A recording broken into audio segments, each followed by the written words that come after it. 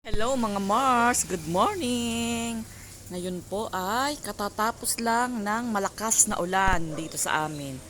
Ayan o, ang dami ko sinampay, hindi natuyo kasi naanggihan ng ulan. Yan, nandito tayo sa taas, sa aking maliit na garden.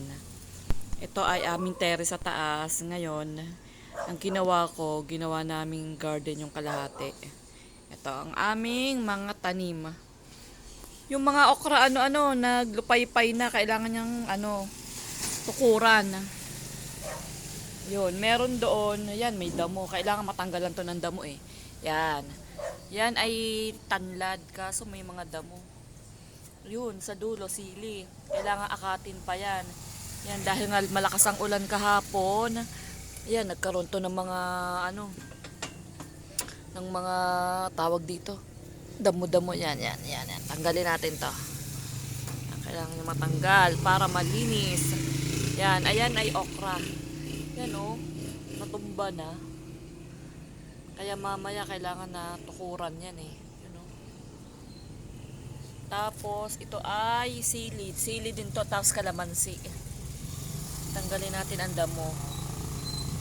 Yan, balang araw mapapakinabangan na rin yan eh. Tanggalin ang damo. Yan, sili yan. Yung maliliit na yan, sili yan. Tapos, ito yung okra, oh.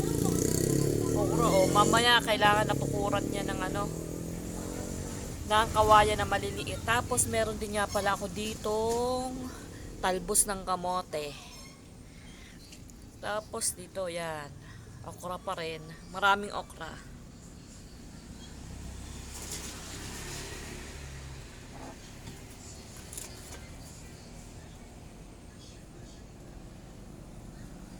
Okra.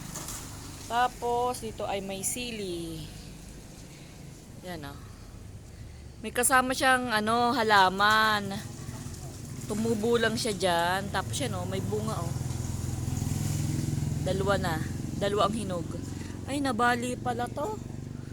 Oh, nabali, sayang. Bali naman. Nabali. Ano yan, dahil sa ulan. Yan, may mga pa rin yan. Bulaklak.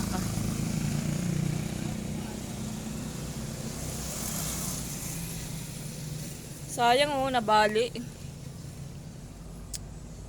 Sayang tong isang stem na to. Bakit ka nabali? Pwede pa kaya tong i-fix. Wala na.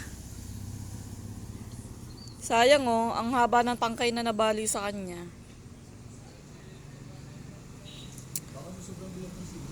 Hindi, yan dahil sa sa ulan kagabi, ang lakas ng ulan eh. Tsaka lakas ng hangin. Tapos ito, yung okra din yan. Tapos ito, may nga pala yan. Sibuyas. Yan. Sibuyas yan, sibuyas. Ito, hindi ko alam kung ano to eh. Hiningi lang namin ang binhi nito doon sa kakilala namin. Tapos, kulay blue yung binhi. Tinanim ko lang. Sabi ko, hindi ko alam. Nakalimutan kong tanongin kung ano yun eh. Sabi, pechay daw. Wala namang ganitong pechay eh. Pechay ba yun? Yan, marami kaming niyan eh, kaya tinanim ko na rin. Tapos yan, medyo na ng okra na to. Meron ng konting sibol. Tapos, nandito pa rin yun eh, yun oh, yan. Parehas yan doon sa kabila. Kiunting sumisibol. Ano kaya to?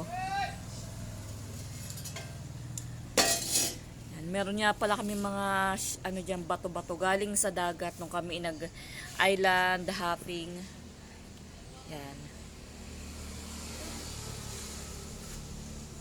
May snake plant, mga snake plant. Tapos doon naman ay may palmera. Yan.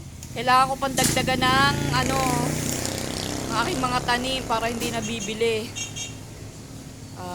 Pag kailangan mo ng halimbawa talong, meron na dyan. Okra. Tapos maganda nga sana kung may kangkong dito eh. Kaso ang kangkong kailangan talaga matubig eh.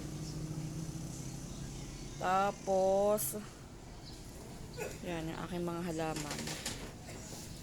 Yan. Doon may palmera din. Yun. Ang baba nito ay kalsada na. Tabing kalsada kami. Tapos yung mga resort yun. Tricyclean. Tapos yan.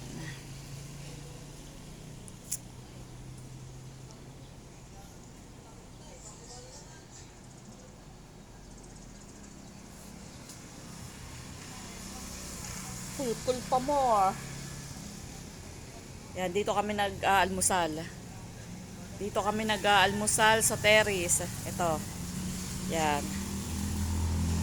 Medyo makalat kasi nga kahagabi ay medyo malakas ang ulan kaya mamaya pa ulit maglilinis. Yan, diyan kami kumakain. Rice ko kasi dito pagka umaga eh. Meron kaming pandesal, may peanut butter, may Milo.